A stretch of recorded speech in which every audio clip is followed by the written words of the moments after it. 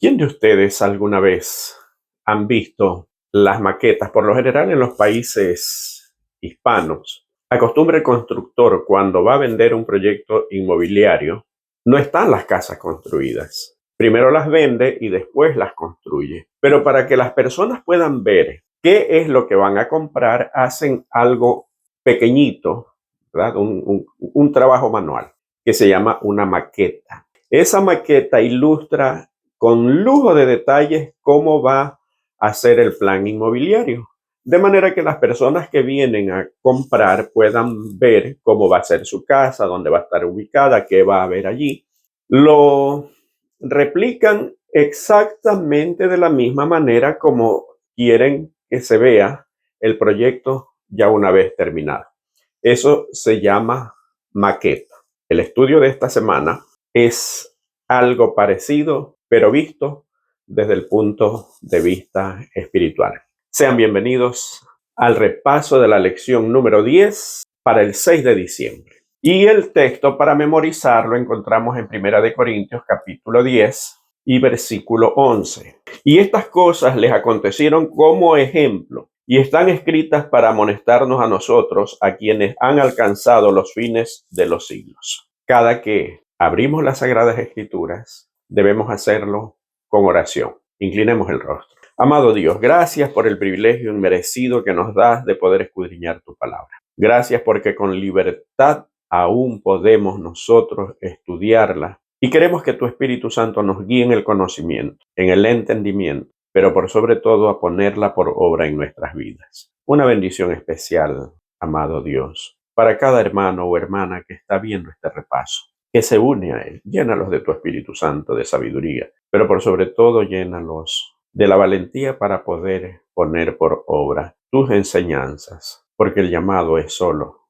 para los valientes. Bendícenos, acompáñanos y perdona nuestros pecados, te lo imploramos en el nombre de Jesús. Amén. Como siempre, les recomendamos compartir la lección, darle me gusta y si no te has suscrito, suscríbete al canal. Estamos de regreso después de alguna afección en la salud y por eso quiero pedir sus oraciones para este humilde servidor. Cuán frágil es el ser humano. Hoy es y mañana deja de ser. Hacemos un plan hoy y tenemos que siempre ponerlos en las manos de Dios porque no sabemos qué pasará el día de mañana. Por lo tanto, pido sus oraciones, así que aquel que va a ayudarme orando por este servidor y por este pequeño ministerio, quiero que lo dejen en los comentarios. Estoy orando por usted. Que el Señor les bendiga. ¿Por qué esto de la maqueta? ¿Qué es lo que quiere ilustrar la lección de esta semana? A veces la teología, a veces la hermenéutica, la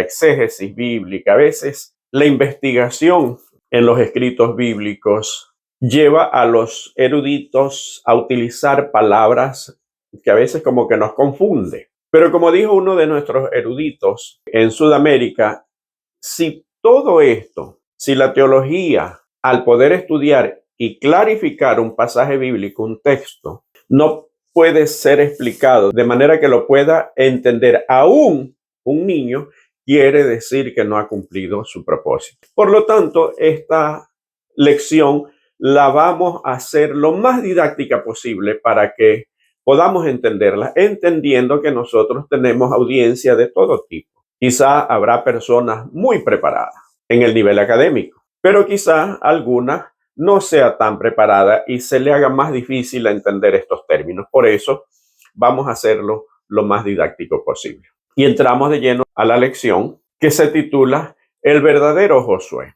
Hay varios pasajes en la Biblia. En esta parte, la parte del día domingo, tenemos unos pasajes que yo quiero leerlos para empezar por allí. El primero se encuentra en Romanos capítulo 5 y versículo 14. No obstante, reinó la muerte desde Adán hasta Moisés, aún en los que no pecaron a la manera de la transgresión de Adán, el cual es figura del que había de venir. En este pasaje yo quiero que ustedes piensen en la palabra figura. Dice que es figura. Hebreos capítulo 8 y versículo 5. los cuales sirven a lo que es figura y sombra de las cosas celestiales, como se le advirtió a Moisés cuando iba a erigir el tabernáculo, diciéndole: mira, haz todas las cosas conforme al modelo que se te ha mostrado en el monte. Aquí la palabra es modelo. Primera de Corintios 10, del 1 al 13, pero no vamos a leer todo por asunto de tiempo. Voy a leer unos cuantos pasajes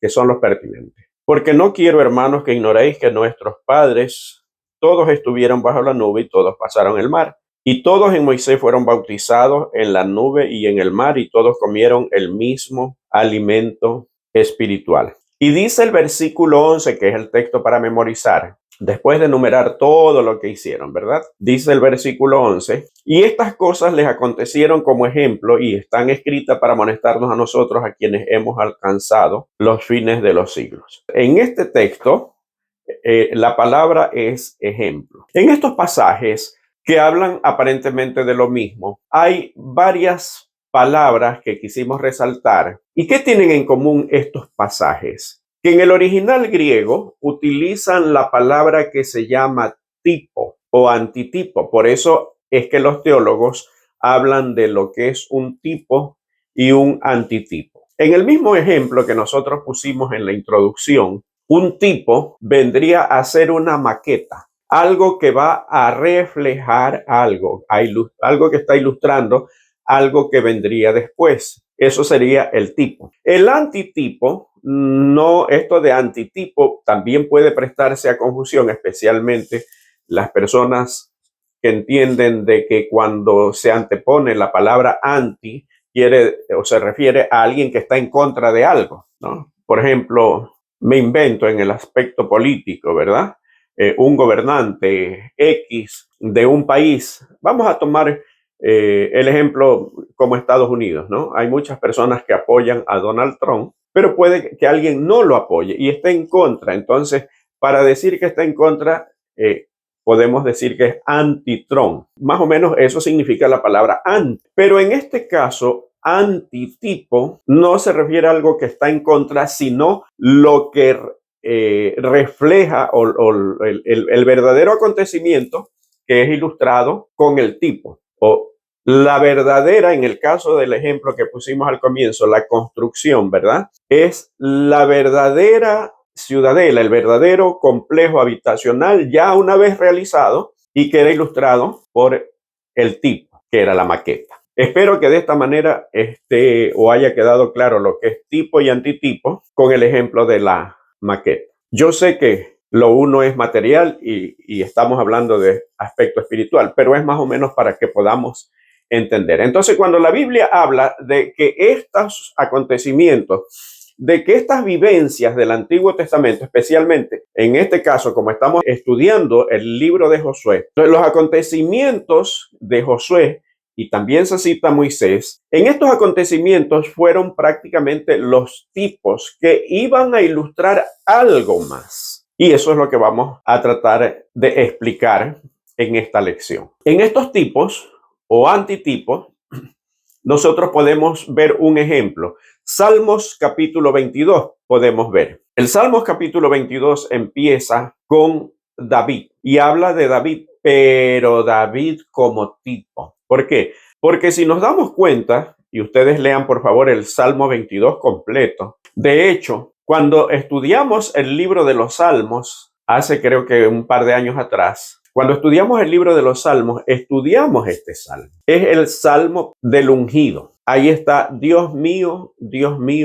¿por qué me has desamparado? Miren lo que dice el Salmo 22. Dios mío, ¿por qué me has desamparado? ¿Por qué estás tan lejos de mi salvación y de las palabras de mi clamor? Dios mío, clamo de día y no respondes, y de día y de noche y no hay para mí reposo. Y los versículos del 14 al 18 dicen lo siguiente: he sido derramado como agua y todos mis huesos se descoyuntaron. Mi corazón fue como cera derritiéndose en medio de mis entrañas. Como un tiesto se secó mi vigor y mi lengua se pegó a mi paladar, y me has puesto en el polvo de la muerte. Porque perros me han rodeado, me han cercado cuadrillas de malignos, horadaron mis manos y mis pies. Contar puedo todos mis huesos, entre tanto ellos me miran y me observan. Repartieron entre sí mis vestidos y sobre mis ropas echaron suerte. Este es un salmo de David, pero estas cosas no le acontecieron precisamente a David. Aquí es donde se pierde el pueblo judío, porque ellos no entendieron de que la Biblia estaba hablando de tipos y antitipos, que ya hemos explicado, y que la representación de esto hablaba del ungido, hablaba del Mesías, no precisamente de David. Pero ellos se habían centrado tanto en David. Por ejemplo, una de las profecías era de que antes de que venga el ungido, antes de que venga el Mesías, tenía que venir el Elías. Pero ellos pensaban en un Elías haciendo unas maravillas tremendas como las que hizo Elías en sus tiempos. Descender fuego del cielo, por su oración hacía llover, etcétera. Pero la pregunta es, en este caso, Elías era el tipo, el que representaba a quién. La figura concreta era Juan el Bautista, aunque esto de tipo y antitipo, pues en este caso no es la mejor ilustración. ¿Por qué? Porque todo lo que habla de tipos y antitipos tiene que terminar en Cristo. Y en el caso de Elías era Juan el Bautista. Pero Juan el Bautista no vino haciendo los milagros que hizo Elías. Entonces ellos no aceptaron a Juan el Bautista simplemente porque no hizo los milagros, simplemente porque estaba en el desierto, simplemente porque su atuendo no coincidía con la expectativa que ellos tenían. Y quizá por eso también nosotros podemos perdernos. Eso del tipo y antitipo siempre tiene que terminar ¿en quién? Tiene que terminar en Cristo. Y ya vamos a ver en el desarrollo de la lección cómo todo se cumple en Jesús. Todo lleva a Jesús. Por eso fue que Jesús dijo, no he venido a abolir la ley, he venido a cumplirla, porque antes pasará el cielo y la tierra antes de que alguna jota o una tilde se haya cumplido. Primero se acabará el mundo, pero de que la palabra de Dios se cumple y sobre todo estos aspectos de la palabra de Dios se cumplen, tenían que cumplirse porque a eso vino Jesús. Por ejemplo, este salmo también tiene su cumplimiento y miren que Dios, y esta es la parte más emocionante, esta es la parte que más nos ayuda en nuestra fe, que Dios no hace absolutamente nada sin que antes nos diga exactamente qué es lo que va a hacer. Obviamente no lo dice abiertamente porque si no los enemigos de la causa de Dios, los enemigos de Dios, imagínense, ya saben por dónde va el asunto, cómo va a actuar Dios y van a estar prevenidos para atacar al pueblo de Dios. Y aún así han querido exterminar, obviamente por obra de Satanás. Imagínense si Dios lo dice explícitamente. Por eso Dios utiliza este tipo de tipología, valga la redundancia. ¿Para qué? Para que quienes lo entiendan son aquellos que buscan verdaderamente a Dios, que escudriñan la palabra como dijo el mismo Jesús. Jeremías 23:5. He aquí que vienen días, dice Jehová, en que levantaré a David renuevo justo y reinará como rey, el cual será dichoso y hará juicio y justicia en la tierra. Isaías capítulo 9 versículos 5 y 6. Porque todo calzado que lleva el guerrero en el tumulto de la batalla y todo manto revolcado en sangre serán quemados pastos del fuego.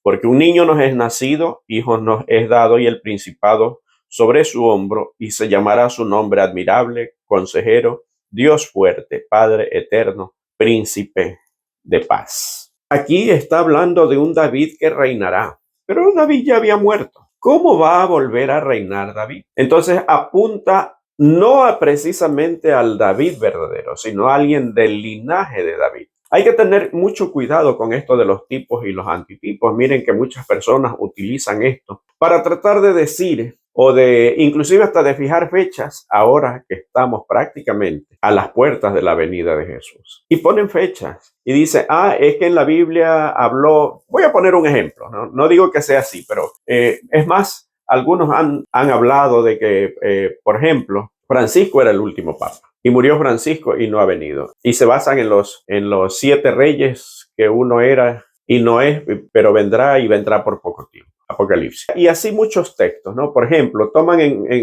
como ejemplo lo que dice Dios antes del diluvio. no contenderá más mi espíritu con el hombre, porque ellos de verdad son carne, pero serán sus días 120 años. Entonces toman como partida cualquier fecha por allí. Y, es que así como Dios le dio 120 años para los antediluvianos, también pues ahora vamos a contar que son 120 años contados desde esta fecha. Entonces, cuidado con esas cosas. ¿Por qué? Primero, porque la Biblia no habla de fecha. Jesús dijo que el día y la hora nadie lo sabe. Por lo tanto, en esto tenemos que ser cuidadosos. Ahora, sí hay ciertas características y con esto pasamos a la siguiente parte. ¿Por qué? La parte del día lunes, que es tipo y antitipo. Las características que debe tener un tipo y un antitipo son varias. Primero, se toma como partido, los tipos siempre están involucrados, Israel como pueblo, el éxodo y el tabernáculo o el templo. Por lo general, parte desde allí. Estos son los tipos. Y los antitipos se cumplen ¿en qué? De tres formas. Se cumplen en Jesús, se cumplen en la iglesia o se cumplen en los eventos finales. Y los expertos, los teólogos, ¿verdad?, le han puesto nombre a estos acontecimientos.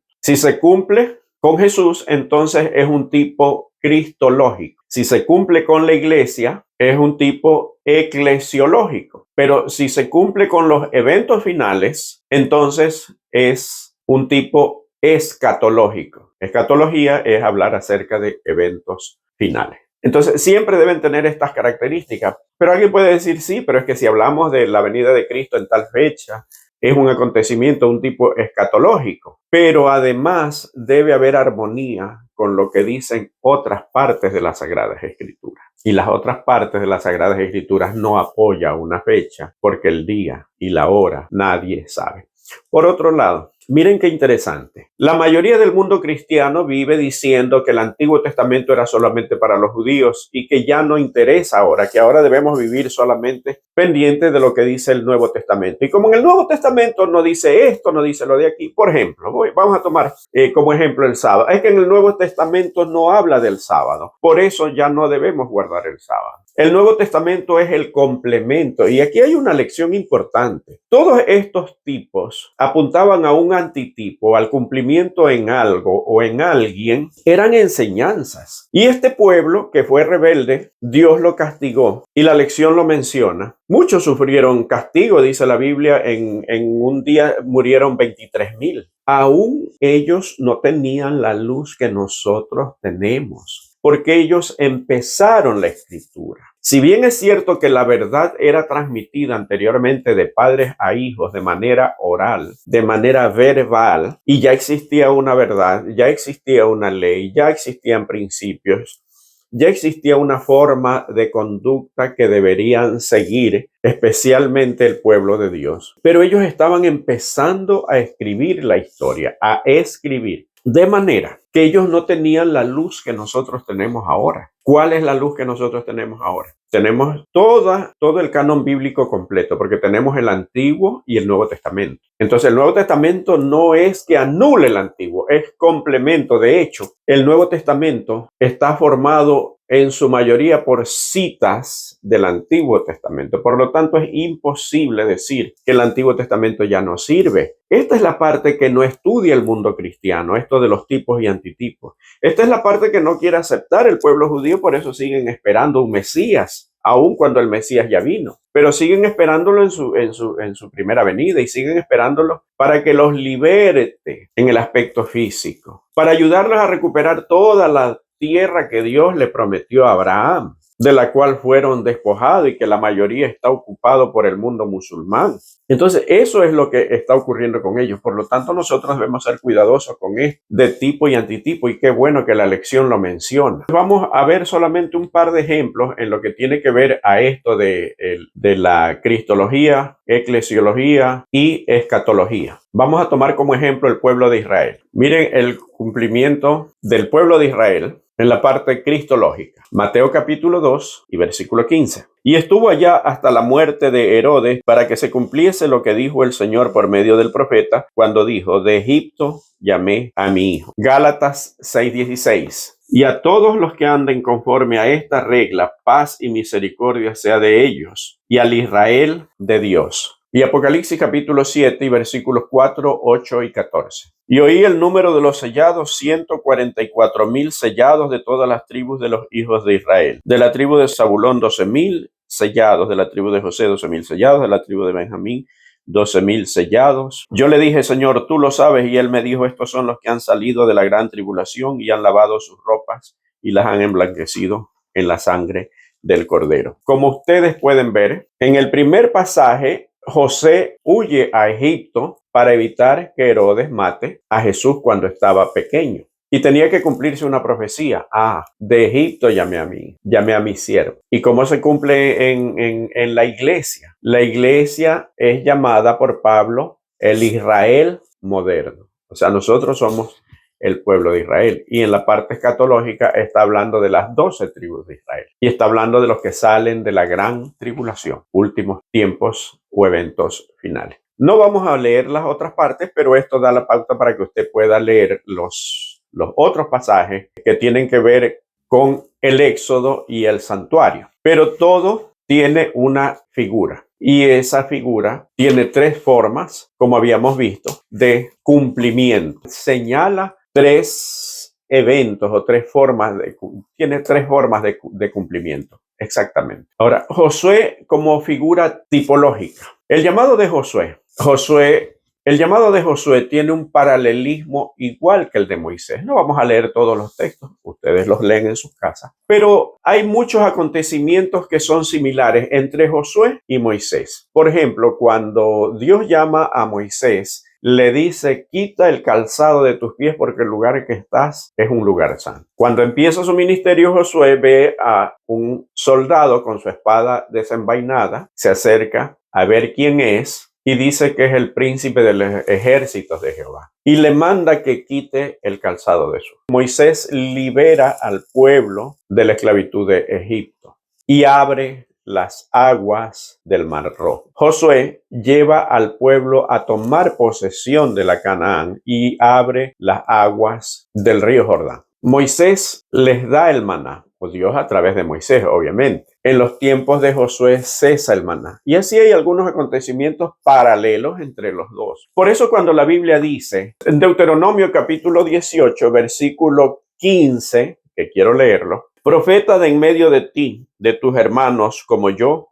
te levantará Jehová tu Dios. A él oiréis. Si bien es cierto que esto tiene cierto cumplimiento con Josué, Josué continúa la obra. Pero cuando Moisés está hablando acerca de esto, si se hubiera imaginado que también simbolizaba a otro profeta, el más grande profeta. Y cuando digo profeta, entiéndase que no estoy minimizando ni subestimando la labor de Jesús. Estoy utilizando simplemente un vocablo o un lenguaje que utiliza la Biblia. Si Moisés hubiera entendido que él estaba profetizando la llegada del Hijo de Dios, no hubiera dicho profeta como yo. Se hubiera sentido indigno de decir profeta como yo. Así como Juan el Bautista dijo, después de mí viene uno del cual no soy digno de desatar la correa de su calzado. Hubiera sido ese mismo sentir. Muchos escribieron acerca de las maravillas de Dios. Muchos escribieron acerca de la visitación de Dios a su pueblo, pero no entendieron que estaba hablando de un enviado, de un ungido, de Dios mismo encarnado. Y esta es la parte más hermosa de la Sagrada Escritura, por eso es que debemos escudriñar.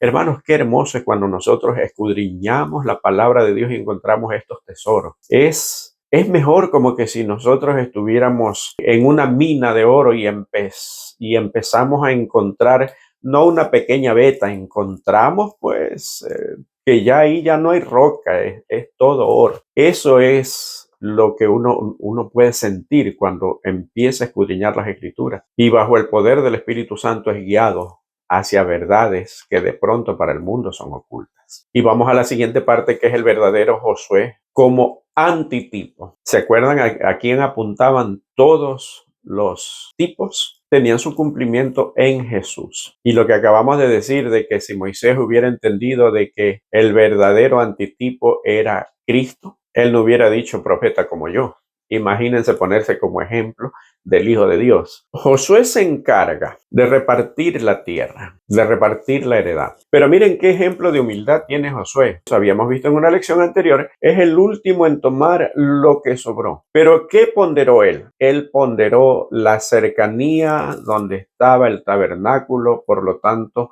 la cercanía para adorar a Dios. Eso fue lo que miró Josué en el momento de elegir su heredad. El símbolo o el verdadero antitipo que representa a Jesús, así como Josué introdujo y repartió al pueblo gran parte de la heredad de la tierra prometida, Jesús es el que nos va a galardonar en la Canaán celestial. Por lo tanto, Canaán era un símbolo también, era un tipo del antitipo que es la verdadera ciudad de Dios, la Canaán celestial. Por lo tanto, las guerras que enfrentó Josué son las mismas guerras que ahora nosotros tenemos que enfrentar para poder tomar posesión. La guerra que nosotros tenemos ahora es espiritual, dice el apóstol Pablo. No tenemos lucha contra sangre y carne, sino contra principados, contra potestades, contra huestes espirituales de maldad. Y unido a esto, Juan ve y dice que el diablo ha descendido con gran ira sabiendo que le queda poco tiempo. Son luchas que nosotros necesitamos enfrentar diariamente. Y para eso necesitamos seguir el ejemplo de Josué. ¿Cuál es? Ir siempre detrás de Dios, que Dios vaya delante de nosotros. Nosotros no podemos luchar, no tenemos la capacidad. Si bien es cierto que el enemigo ya fue vencido por Jesús, el único que lo puede vencer tantas veces sea necesario es Jesús. Ya fue vencido en la cruz. Convirtamos nosotros a Jesús, que sea nuestro luchador, nuestro guerrero, que sea el que vaya adelante. ¿Por qué? Porque aun cuando el enemigo, cuando Satanás es un enemigo vencido, si nosotros luchamos solos, no podemos asegurarnos la victoria.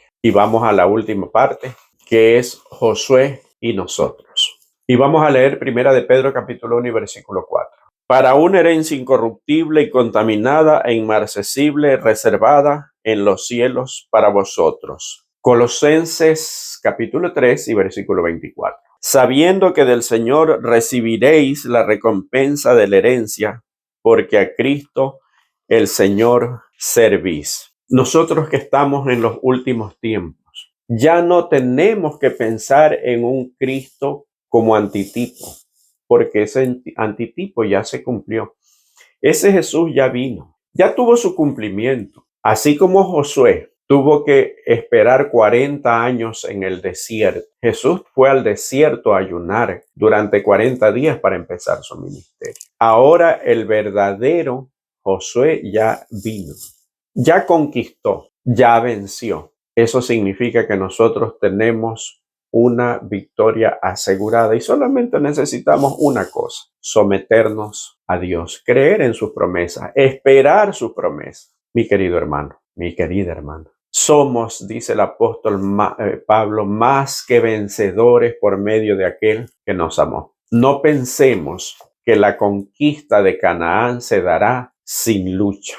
En los actuales momentos es triste ver cómo se vende un evangelio barato. Una vez que tú aceptas a Jesús, es lo que se dice, se terminan tus problemas. Eso no es lo que dice la Biblia. Y los ejemplos y las cosas que sucedieron antes para ejemplo o como ejemplo para nosotros, según dice el apóstol Pablo en Primera de Corintios, muestra todo lo contrario. Y miren que en los eventos finales, aún nosotros, yo he escuchado muchos predicadores dentro de nuestra iglesia hablando de que en los eventos finales nosotros vamos a tener que enfrentar momentos difíciles, pero se lo presenta de una manera que como que los momentos difíciles van a ser solamente para el pueblo de Dios, solamente para nosotros, y que afuera la vida va a ser feliz, va a estar todo bien. Y no es así, al contrario, para los de afuera será peor. Una cosa es luchar y caminar o enfrentar los problemas con Cristo y otras muy diferentes sin Cristo. Por eso Pablo dice, no quiero que se entristezcan como aquellos que no tienen esperanza. Es difícil vivir sin esperanza, es triste vivir sin esperanza. Por lo tanto, debemos aferrarnos cada día más de Dios. El mundo está convulsionado. Hermanos, no hay un solo evento en el mundo que diga que este mundo está perfecto, que este mundo está bien. No hay. Todo muestra de que las profecías se han cumplido y que ya que no queda casi nada por cumplirse. Aferrémonos de Dios. Busquemos más a Jesús y que Dios nos ayude en esta batalla que es justo la batalla que tenemos que enfrentar antes de poseer la Canaán celestial. Nos vemos la próxima semana, si Dios así lo permite, y no te olvides compartir la lección y orar por este servidor. Necesito mucho de sus oraciones. Orar por este ministerio de la misma manera como yo oro por ustedes. Aunque no te conozco, siempre oro por aquellos que ven el repaso de la lección. Que el Señor te bendiga y nos vemos la próxima semana.